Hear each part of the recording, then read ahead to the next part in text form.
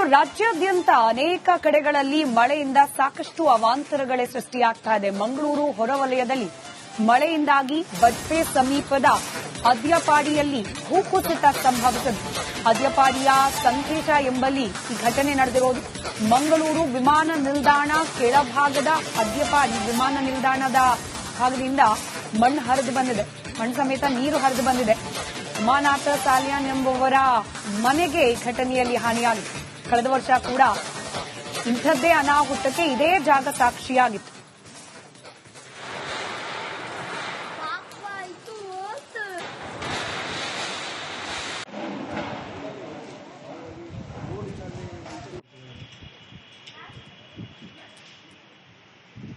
ದೃಶ್ಯದಲ್ಲಿ ಗಮನಿಸ್ತಾ ಇದ್ದೀರಿ, ಮಳೆಯಿಂದಾಗಿ ಮಂಗಳೂರಿನಲ್ಲಿ ಸಂಭವಿಸಿರುವ ಅವಘಡ ಇದು. ಮಳೆ ಬಂತು ಅಂದ್ರೆ ಕಳೆದ ಬಾರಿ ಕೂಡ ಇಂಥದ್ದೇ ಅವಘಡ ಇದೇ ಜಾಗದಲ್ಲಿ ಆಗಿತ್ತು ಅನ್ನೋ ಮಾಹಿತಿ ಇದೆ. ಕಳೆದ ವರ್ಷ ಕೂಡ ಇಂಥದ್ದೇ ಘಟನೆ ಸಂಭವಿಸಿತ್ತು. ಉಮಾನಾಥ್ ಸಾಲ್ಯಾನ್ ಅನ್ನುವವರ ಮನೆ ಇದು. ದೃಶ್ಯದಲ್ಲಿ ಗಮನಿಸ್ತಾ ಇದ್ದೀರಿ, ವಿಮಾನ ನಿಲ್ದಾಣದ ಕಡೆಯಿಂದ ನೀರು, ಮಳೆ ನೀರು, ಅದರ ಜೊತೆಯಲ್ಲಿ ಮಣ್ಣು ಹರಿದು ಬಂದು ಈ ಭಾಗಕ್ಕೆ ನೇರವಾಗಿ ಅದರಿಂದ ಪರಿಣಾಮ ಆಗುತ್ತೆ ಅನ್ನೋದು ಅಲ್ಲಿನ ಸ್ಥಳೀಯರ ಆರೋಪ ಆಗಿದೆ.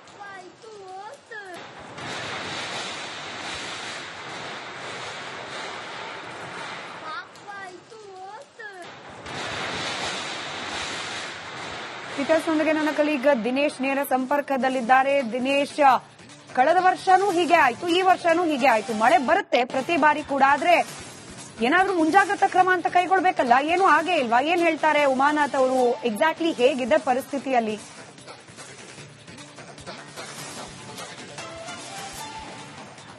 ಸ್ಮಿತಾ, ಮಂಗಳೂರಿನಲ್ಲಿ ಮಳೆ ಬರ್ತಾ ಇದೆ. ಮಳೆಯಿಂದಾಗಿ ಒಂದಷ್ಟು ಅವಾಂತರಗಳು ಕೂಡ ಸೃಷ್ಟಿಯಾಗ್ತಾ ಇದೆ. ಆ ಮುಂಗಾರು ಪೂರ್ವದ ಮಳೆಯಲ್ಲಿ ಈ ರೀತಿಯಾದಂತಹ ಅವಾಂತರಗಳು ಬಹಳಷ್ಟು ಆಕ್ರೋಶಕ್ಕೂ ಕೂಡ ಕಾರಣ ಆಗಿರುವಂತದ್ದು. ಅಂದ್ರೆ ಈ ಭಾಗದಲ್ಲಿ ಆದ್ಯಪಾಡಿಯ ಸಂಕೇತ ಅನ್ನುವಂತ ಪ್ರದೇಶ ಏನಿದೆ, ಈ ಭಾಗದಲ್ಲಿ ಪ್ರತಿ ವರ್ಷ ಕೂಡ ಇದೇ ರೀತಿಯಾದಂತಹ ಸಮಸ್ಯೆ ಆಗ್ತಾ ಇರುವಂತದ್ದು. ಯಾಕಂದ್ರೆ ಮೇಲ್ಭಾಗದಲ್ಲಿ ವಿಮಾನ ನಿಲ್ದಾಣ ಇದೆ, ಅಲ್ಲಿನ ನೀರನ್ನು ಏನಿದೆ ಅದು ಅವೈಜ್ಞಾನಿಕವಾಗಿ ಹರಿಯ ಬಿಡುವ ಕಾರಣವಾಗಿ ಈ ರೀತಿಯಾದಂತಹ ಸಮಸ್ಯೆ ಆಗುತ್ತೆ ಅನ್ನುವಂತ ಆರೋಪ ಕೂಡ ಇರುವಂತದ್ದು. ಅಂದ್ರೆ ಅದನ್ನು ವೈಜ್ಞಾನಿಕವಾಗಿ ಆ ಕಾಲುವೆಗೆ ಬಿಡದೆ ಅವೈಜ್ಞಾನಿಕವಾಗಿ ಬೇಕಾಬಿಟ್ಟಿಯಾಗಿ ಬಿಡುವ ಕಾರಣವಾಗಿ ಮೇಲ್ಭಾಗದ ನೀರಿನ ಜೊತೆ ಮಣ್ಣು ಕೂಡ ಸೇರಿಕೊಂಡು ಬಂದು ಈ ರೀತಿಯಾದಂತಹ ಅವೈಜ್ಞಾನಿಕ ಏನು ಮಣ್ಣು ಕುಸಿತ ಕಾರಣವಾಗಿ ಈ ರೀತಿಯಂತ ಸಮಸ್ಯೆ ಸೃಷ್ಟಿ ಆಗ್ತಾ ಇರುವಂತದ್ದು. ನೀವು ನೋಡಬಹುದು, ಇದು ಏರ್ಪೋರ್ಟ್ ನಿಂದ ಆದ್ಯಪಾಡಿ ಸಂಪರ್ಕ ಕಲ್ಪಿಸುವಂತಹ ರಸ್ತೆಯ ತುಂಬಾ ಈ ರೀತಿಯಾಗಿ ಕೆಸರು ಮಣ್ಣು ತುಂಬಿಕೊಂಡಿರುವಂತದ್ದು. ನಿನ್ನೆ ರಾತ್ರಿ ಧಾರಾಕಾರ ಮಳೆ ಸುರಿದಿತ್ತು. ಮಳೆಯ ಪರಿಣಾಮವಾಗಿ ನೀರಿನ ಜೊತೆ ಕೆಸರು ಕೂಡ ಕೊಚ್ಚಿಕೊಂಡು ಬಂದು ಈ ರೀತಿಯಾದಂತಹ ಅವಾಂತರ ಸೃಷ್ಟಿ ಆಗಿರುವಂತದ್ದು. ಜೊತೆಗೆ ಕೆಳಭಾಗದಲ್ಲಿ ಕೂಡ ಗಮನಿಸಬಹುದು, ಬಹಳಷ್ಟು ದೊಡ್ಡ ಮಟ್ಟಿನ ಹೊಂಡ ಕೂಡ ನಿರ್ಮಾಣ ಆಗಿರುವಂತದ್ದು. ಅಂದ್ರೆ ಮೇಲ್ಭಾಗದ ನೀರು ಹರಿದುಕೊಂಡು ಬಂದಂತಹ ರಭಸಕ್ಕೆ ಈ ರೀತಿಯಾದಂತಹ ಅವಾಂತರಗಳು ಕೂಡ ಸೃಷ್ಟಿಯಾಗಿರುವಂತದ್ದು. ಜೊತೆಗೆ ಕೆಳಭಾಗದಲ್ಲಿ ರಮಾನಂದ ಅವರ ಮನೆ ಇರುವಂತದ್ದು. ಮನೆಯ ಅಂಗಳ ತುಂಬೆಲ್ಲ ಕೆಸರು ಮಣ್ಣು ತುಂಬಿರುವಂತದ್ದು. ಅಂದ್ರೆ ಪ್ರತಿ ವರ್ಷ ಕೂಡ ಇದೇ ರೀತಿಯಾದಂತಹ ಸಮಸ್ಯೆ ಆ ಮನೆಯವರು ಅನುಭವಿಸ್ತಾನೆ ಇರ್ತಾರೆ. ಅಂದ್ರೆ ಜೋರಾದಂತಹ ಮಳೆ ಬಂದಂತಹ ಸಂದರ್ಭದಲ್ಲಿ ಮಳೆ ನೀರಿನ ಜೊತೆಗೆ ಮಣ್ಣು ಕೂಡ ಕೊಚ್ಚಿಕೊಂಡು ಬಂದು ಅವರ ಮನೆ ಅಂಗಳ ತುಂಬೆಲ್ಲ ಈ ರೀತಿಯಾದಂತಹ ಮಣ್ಣು ನಿಲ್ತಾ ಇರುವಂತದ್ದು. ಕಳೆದ 3 ವರ್ಷಗಳಿಂದ ಕೂಡ ಇದೇ ರೀತಿಯಾದಂತಹ ಸಮಸ್ಯೆ ಅಧಿಕಾರಿಗಳಿಗೂ ಹೇಳಿದ್ರು ಕೂಡ ಯಾವುದೇ ರೀತಿಯಾದಂತಹ ಸಮಸ್ಯೆಗೆ ಪರಿಹಾರ ಕೂಡ ಸಿಗೋದಿಲ್ಲ. ಈ ರೀತಿಯಾದಂತಹ ಸಮಸ್ಯೆ ಪದೇ ಪದೇ ಬರುತ್ತೆ ಅನ್ನುವಂತ ಮಾತನ್ನು ಕೂಡ ಹೇಳ್ತಾ ಇರುವಂತ ನಮ್ಮ ಜೊತೆ ಆ ಮನೆಯವರಿದ್ದಾರೆ, ಅವ್ರ ಜೊತೆನೆ ಮಾತಾಡಿಸ್ಕೊಂಡು ಹೋಗೋಣ. ಯಾವ ರೀತಿಯಂತ ಸಮಸ್ಯೆ ಪ್ರತಿ ವರ್ಷ ಕೂಡ ನಿಮ್ಗೆ ಕಾಡುತ್ತೆ ಅಂತ? ಮಳೆ ಬರುವಾಗ ಫಸ್ಟ್ ಮಳೆ ಬರುವಾಗಲೇ ಇದು ಸಮಸ್ಯೆ ಬರ್ತದೆ. ಆದ್ರೆ ನಾವು ಮನೆಯಲ್ಲಿ ಒಂದೊಂದು ಇರ್ತೇವೆ, ಒಂದೊಂದು ಇರುವುದಿಲ್ಲ. ಯಾವ ಮೇಲೆ ಬಿಡ್ತಾರೆ, ಯಾವಾಗ ಬಿಡ್ತಾರೆ ಅಂತ ಕೂಡ ಗೊತ್ತಾಗುದಿಲ್ಲ. ಅವನೇ ನಮ್ಗೆ ಏನಾದ್ರೂ ಈ ಕಾಲ ಬಿಡ್ತಾರೆ, ನೀವು ಸ್ವಲ್ಪ ಜಾಗ್ರತೆ ಇರಿ ಅಂತ ಹೇಳಿದ್ರೆ ಕೂಡ ನಾವು ಸ್ವಲ್ಪ ಜಾಗ್ರತೆ ಇರಬಹುದು. ಇದು ಏನು ನಮಗೆ ಅದು ವಿಷಯ ಗೊತ್ತೇ ಆಗುದಿಲ್ಲ. ಅವ್ರು ಯಾವಾಗ ನೀರು ನಮ್ಮ ಈ ಕಡೆ ಬಿಡ್ತಾರೆ, ಏನು ಮಾಡ್ತಾರೆ ಅಂತ ಗೊತ್ತಾಗುದಿಲ್ಲ. ಈ ರೀತಿಯಾಗಿ ಮಣ್ಣು ಹರಿದು ಬೆಳಿಗ್ಗೆ 4 ಗಂಟೆಗೆ ಬಂದಿದೆ ಮಳೆ. ಎಷ್ಟು ವರ್ಷದಿಂದ ಈ ರೀತಿಯ ಸಮಸ್ಯೆ ಆಗ್ತಾ ಇದೆ? ಒಂದೇ ವರ್ಷ 3 ಸಲ ಆಯ್ತು. ಒಂದು ಡಿಸೆಂಬರ್ ಅಲ್ಲಿ ಆಯ್ತು, ಅದಕ್ಕಿಂತ ಮೊದಲಾಗಿದೆ ಒಂದು ಇವತ್ತು. ಅಧಿಕಾರಿಗಳು ಯಾರು ಬಂದು ಮಾತಾಡಿಸಿಲ್ಲ, ಏನು ಸಮಸ್ಯೆ ಕೇಳ್ತಾರೆ? ಏರ್ಪೋರ್ಟ್ನವರು ಅವರು ನಾವು ಹೇಳಿದ್ರು ಕೂಡ ಅವ್ರು ಬರುವುದಿಲ್ಲ. ಈಗ ಬರ್ತೇನೆ ಅಂತ ಹೇಳುದು ಮಾತ್ರ ಅಲ್ಲದ್ರೆ ಅವ್ರು ಬರುವುದಿಲ್ಲ, ಬಂದು ನೋಡುದು ಕೂಡ ಇಲ್ಲ. ಹಾಗೆ ತುಂಬಾ ನಮ್ಗೆ ಕಷ್ಟ ಆಗ್ತದೆ. ಇದು ಪ್ರತಿ ವರ್ಷ ಕೂಡ ಇದೇ ರೀತಿಯಂತ ಸಮಸ್ಯೆ ಇರುವಂತದ್ದು. ಕಳೆದ 3 ವರ್ಷಗಳಿಂದ ಬಹಳಷ್ಟು ದೊಡ್ಡ ಮಟ್ಟಿನಲ್ಲಿ ಸಮಸ್ಯೆ ಆಗ್ತಾ ಇರುವಂತದ್ದು. ಅಂದ್ರೆ ಮೇಲ್ಭಾಗದ ನೀರಿನ ಜೊತೆ ಮಣ್ಣು ಕೂಡ ಕೊಚ್ಚಿಕೊಂಡು ಬಂದು ಅವರ ಮನೆಯ ಅಂಗಳ ಏನಿದೆ ಅದರ ಪೂರ್ತಿ ಆವರಿಸಿರುವಂತದ್ದು. ಜೊತೆಗೆ ಸಂಪರ್ಕ ರಸ್ತೆ ಏನಿದೆ, ರಸ್ತೆಯಲ್ಲೂ ಕೂಡ ಮಣ್ಣು ಬಿದ್ದಂತಹ ಪರಿಣಾಮವಾಗಿ ವಾಹನ ಸವಾರರು ಆ ಕಡೆ ಹೋಗುವುದಕ್ಕೂ ಕೂಡ ಬಹಳಷ್ಟು ಪರದಾಡ್ತಾ ಇರುವಂತದ್ದು. ಈ ರೀತಿಯಂತ ಸಮಸ್ಯೆಗೆ ಪರಿಹಾರ ಕೊಡಬೇಕು ಅನ್ನೋ ಆಗ್ರಹವನ್ನು ಕೂಡ ಮಾಡ್ತಾ ಇದ್ದಾರೆ. ಅಂದ್ರೆ ಅಧಿಕಾರಿಗಳು ಬಂದಾಗ ಆಗ್ರಹ ಇರುತ್ತೆ, ಆದ್ರೆ ಆಗ್ರಹಕ್ಕೆ ಯಾವುದೇ ರೀತಿಯಾದಂತಹ ಪರಿಹಾರ ಇಲ್ಲ. ಆದ್ರೆ ಈ ಬಾರಿ ಆದ್ರೂ ಕೂಡ ಇದಕ್ಕೆ ಒಂದು ಪರಿಹಾರ ಕಲ್ಪಿಸಿ ಅನ್ನುವಂತ ಒಂದು ಅಳಲನ್ನು ಅವರು ತೋರ್ತಾ ಇರುವಂತದ್ದು. ಸ್ಮಿತಾ, ಧನ್ಯವಾದ ದಿನೇಶ್ ಮಾಹಿತಿಗಾಗಿ. ಇನ್ನು ರಾಜ್ಯಾದ್ಯಂತ ಅನೇಕ ಕಡೆಗಳಲ್ಲಿ ಮಳೆಯಿಂದ ಸಾಕಷ್ಟು ಅವಾಂತರಗಳೇ ಸೃಷ್ಟಿಯಾಗ್ತಾ ಇದೆ. ಮಂಗಳೂರು ಹೊರವಲಯದಲ್ಲಿ ಮಳೆಯಿಂದಾಗಿ ಬಜ್ಪೆ ಸಮೀಪದ ಅದ್ಯಪಾಡಿಯಲ್ಲಿ ಭೂಕುಸಿತ ಸಂಭವಿಸಿದೆ. ಅದ್ಯಪಾಡಿಯ ಸಂಕೇಶ ಎಂಬಲ್ಲಿ ಈ ಘಟನೆ ನಡೆದಿರೋದು. ಮಂಗಳೂರು ವಿಮಾನ ನಿಲ್ದಾಣ ಕೆಳಭಾಗದ ಅದ್ಯಪಾಡಿ ವಿಮಾನ ನಿಲ್ದಾಣದ ಭಾಗದಿಂದ ಮಣ್ಣು ಹರಿದು ಬಂದಿದೆ, ಮಣ್ಣು ಸಮೇತ ನೀರು ಹರಿದು ಬಂದಿದೆ. ಉಮಾನಾಥ ಸಾಲಿಯಾನ್ ಎಂಬುವರ ಮನೆಗೆ ಈ ಘಟನೆಯಲ್ಲಿ ಹಾನಿಯಾಗಿದೆ. ಕಳೆದ ವರ್ಷ ಕೂಡ ಇಂಥದ್ದೇ ಅನಾಹುತಕ್ಕೆ ಇದೇ ಜಾಗ ಸಾಕ್ಷಿಯಾಗಿತ್ತು.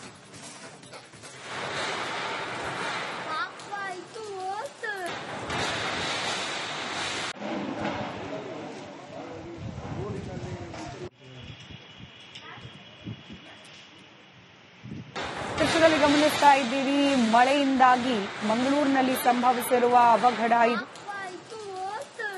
ಮಳೆ ಬಂತು ಅಂದ್ರೆ ಕಳೆದ ಬಾರಿ ಕೂಡ ಇಂಥದ್ದೇ ಅವಘಡ ಇದೇ ಜಾಗದಲ್ಲಿ ಆಗಿತ್ತು ಅನ್ನೋ ಮಾಹಿತಿ ಇದೆ.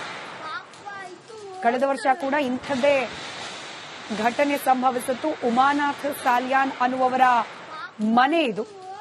ದೃಶ್ಯದಲ್ಲಿ ಗಮನಿಸ್ತಾ ಇದ್ದೀವಿ, ವಿಮಾನ ನಿಲ್ದಾಣದ ಕಡೆಯಿಂದ ನೀರು, ಮಳೆ ನೀರು, ಅದರ ಜೊತೆಯಲ್ಲಿ ಮಣ್ಣು ಹರಿದು ಬಂದು ಈ ಭಾಗಕ್ಕೆ ನೇರವಾಗೋದ್ರಿಂದ ಪರಿಣಾಮ ಆಗುತ್ತೆ ಅನ್ನೋದು ಅಲ್ಲಿನ ಸ್ಥಳೀಯರ ಆರೋಪ ಆಗಿದೆ.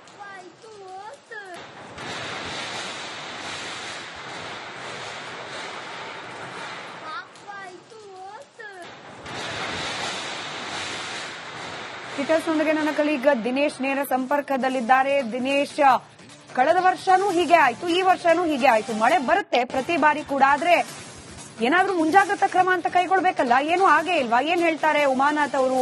ಎಕ್ಸಾಕ್ಟ್ಲಿ ಹೇಗಿದೆ ಪರಿಸ್ಥಿತಿಯಲ್ಲಿ?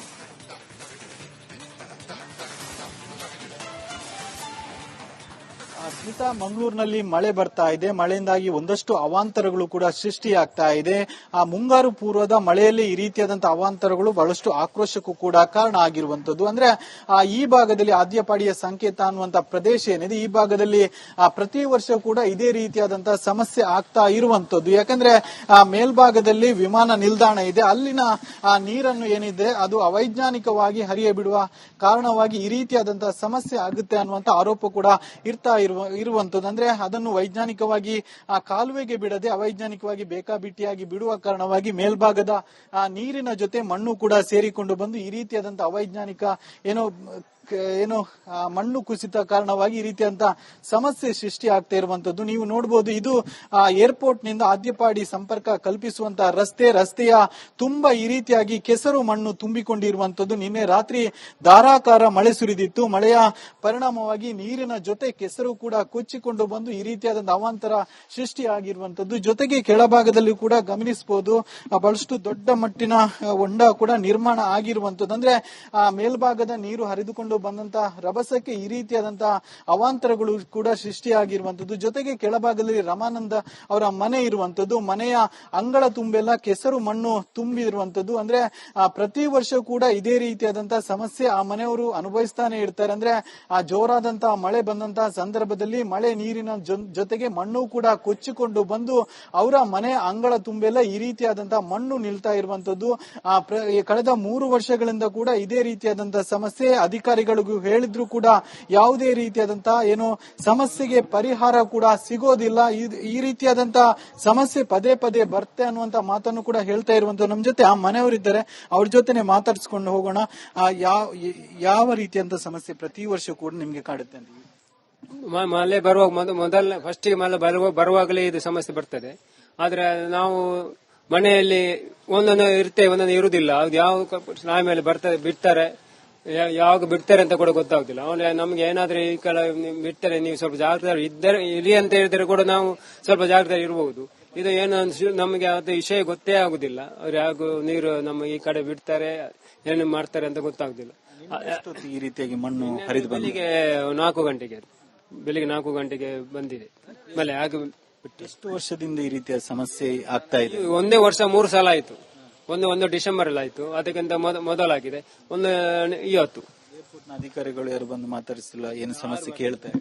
ಏರ್ಪೋರ್ಟ್ ಅವರು ನಾವು ಹೇಳಿದ್ರು ಕೂಡ ಅವ್ರು ಬರುವುದೇ ಇಲ್ಲ. ಈಗ ಬರ್ತೇನೆ ಅಂತ ಹೇಳುದು ಮಾತ್ರ ಅಲ್ಲದ್ರೆ ಅವ್ರು ಬರುವುದಿಲ್ಲ, ಬಂದು ನೋಡುದು ಕೂಡ ಇಲ್ಲ.